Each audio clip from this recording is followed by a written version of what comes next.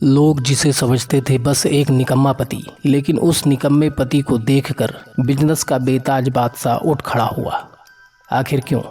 आइए सुनते हैं पूरी कहानी। दिल्ली की सर्द सुबह थी। घड़ी में सुबह 7 बज रहे थे। बसंत गुंज की एक आलीशान सोसाइटी के डुप्लेक्स फ्लैट में रोज की तरह तेज आवाज़ गूंज उठी। अर्जुन, मेरी कॉफ़ी कहाँ है? आज बोर्ड मीटिंग है, देर हो जाएगी। रसोई से अदरक और कॉफ़ी की खुशबू के बीच एक शांत आवाज़ आई। बस ला रहा हूँ, आज तुम्हारे सिरदर्द के लिए थोड़ा सा इलायची डाल दिया है। यह आवाज़ थी अर्जुन शर्मा की। 38 साल का, शांत, बेहद साधारण और कम बोलने वाला आदमी। उसकी ज़िंदगी बेहद छोटी थी। रसोई, सफाई, सब्जी मंडी और ढेर सारी मोटी बिजनेस और साइकोलॉजी की किताबें पढ़ना। दूसरी तरफ उसकी पत्नी प्रिया शर्मा थी।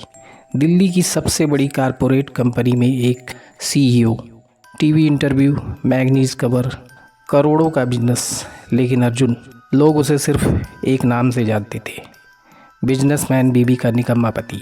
जब प्रिया हाई हील पहनकर अपने लग्जरी कार में ऑफिस निकलती, पड़ोस वाली मीनाक्षी गुप्ता खिड़की से ज़रूर देखती।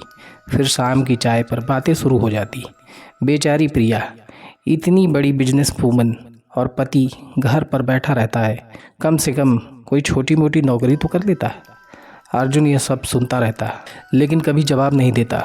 वह बस शांत बैठकर किताबें पढ़ता। उसकी किताबें भी अजीब थी। Corporate law, finance, behaviour psychology, global business strategy. कभी कभी पढ़ते हुए उसकी आंखें गहरी हो जाती, जैसे भीतर कोई बड़ा तूफान दबा हो। नवंबर का आखिरी हफ्ता था। प्रिया की कंपनी शर्मा ग्लोबल इंफ्रा एक बहुत बड़ी इंटरनेशनल डील पर काम कर रही थी। अगर यह डील पास हो जाती तो कंपनी की कीमत दोगुनी हो जाती। लेकिन ठीक उसी समय कंपनी के प्रतिद्वंदी बिजनेसमैन सुधीर खन्ना ने प्रिया पर बड़ा आरोप लगा दिया। उसने दावा किया, प्रिया शर्मा की कंपनी ने फाइनेंस डेटा फर्जी बनाया है। मीडिया में खबर आग की तरह फैल गई। टीवी चैनलों पर बहस शुरू हो गई। सोशल मीडिया पर लोग लिखने लगे, फर्जी कंपनी, कारपोरेट फ्रॉड। कंपनी के शेयर गिरने लगे, इन्वेस्टर पीछे हटने लगे। और सबसे बड़ा झटका तब लगा जब उस कंपनी के बोर्ड ऑफ डायरेक्टर ने प्रिया को अस्थायी रूप से सीईओ के पद से हटा दिया। उस रात जब प्रिया घर लौटी, उसकी आंखें सूजी हुई थी, चेहरा पूरी तरह बुझ चुका था।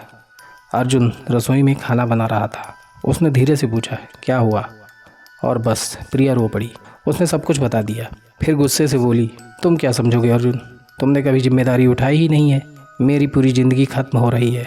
अर्जुन शांत बैठा सुनता रहा। फिर उसने सिर्फ इतना कहा, खा लो, सुबह सोचेंगे। प्रिया और चिढ़ गई। उसे लगा कि इस इंसान को कोई फ़र्क ही नहीं पड़ता। लेकिन उसे क्या पता था, उस रात अर्जुन बिल्कुल नहीं सोया। वह पूरी रात बालकनी में बैठा लैपटॉप पर कुछ काम करता रहा। उसकी आंखों में अजीब दृढ़ता थी। अगली सुबह अर्जुन अचानक बोला, ऑडिट की फाइल रिपोर्ट कहाँ है? प्रिया चौंक गई। तुम्हें उससे क्या मतलब? अर्जुन बोला, कल ऑफिस ले जाना है। अब प्रिया को गुस्सा भी आ रहा था और हैरानी भी, लेकिन उसने रिपोर्ट साथ रख ली। अगले दिन कंपनी के मुख्य ऑफिस में हाई लेवल बोर्ड मीटिंग थी। सभी बड़े इन्वेस्टर्स और डायरेक्टर्स मौजूद थे। प्रिया खुद अपना बचाव करने की स्थिति में नहीं थी। कंपनी का लीगल हेड भी घबराया हुआ था। तभी ऑफिस के गेट पर एक आवाज़ आई, फाइल मुझे दे दो। प्रिया। वह अर्जुन था। सफ़ेद शर्ट, साधारण पैंट, बिखरे बाल, लेकिन आंखों में अजीब आत्मविश्वास। ऑफिस स्टाफ हंसने लगे। देखो, हाउस हस्बैंड कंपनी बचाने आया है। बोर्ड मीटिंग शुरू हुई। कंपनी के चेयरमैन ने पूछा, प्रिया शर्मा की तरफ से कौन प्रेजेंट करेगा? अर्जुन धीरे से खड़ा हुआ, मैं। पूरा कमरा हंसी से भर गया। सुधीर खन्ना मुस्कुराया और बोला, आप हैं कौन?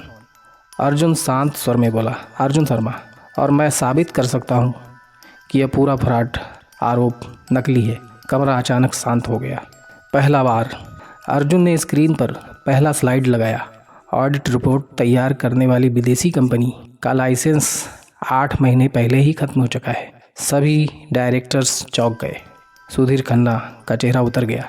दूसरा बार अर्जुन आगे बोला, जिस डेटा के आधार पर प्रिया शर्मा पर आरोप लगाया गया है, उस डेटा का सर्वर लॉग एडिट किया गया है।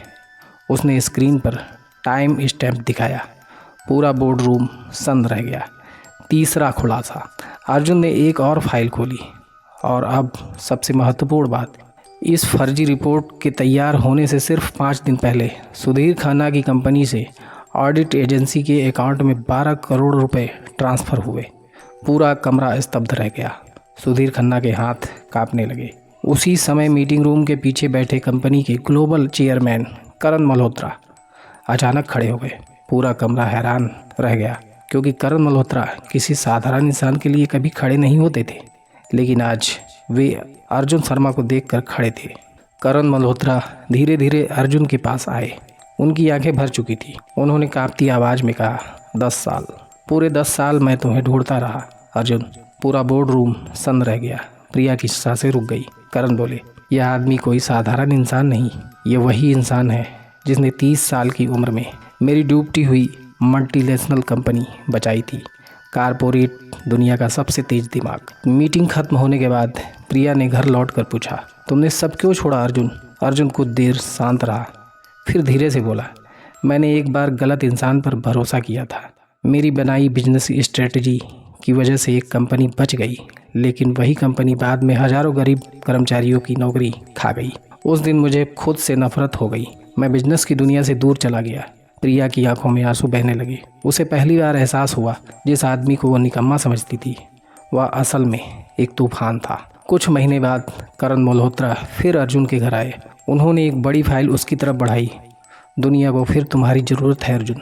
अर्जुन मुस्कुराया, मैं भीड़ और शोहरत से दूर रहना चाहता हूँ, लेकिन सही लोगों के लिए काम जरूर करूँगा। प्रिया गर्व से उसे देख रही थी। अब वो सिर्फ उसका पति नहीं था, वह एक ऐसा इंसान था जिसकी खामोशी के पीछे पूरा इतिहास छिपा था। इस कहानी से हमें यह सीख मिलती है कि हर शांत इंसान कमज़ोर नहीं होता। कुछ लोग अपनी पहचान दुनिया को दिखाने के लिए शोर नहीं मचाते, लेकिन जब वक्त आता है तो वही खामोश लोग पूरी दुनिया बदल देते हैं। तो दोस्तों, ये कहानी आपको कैसी लगी कमेंट में ज़रूर बताना, और चैनल को सब्सक्राइब, वीडियो को लाइक शेयर ज़रूर करना। धन्यवाद।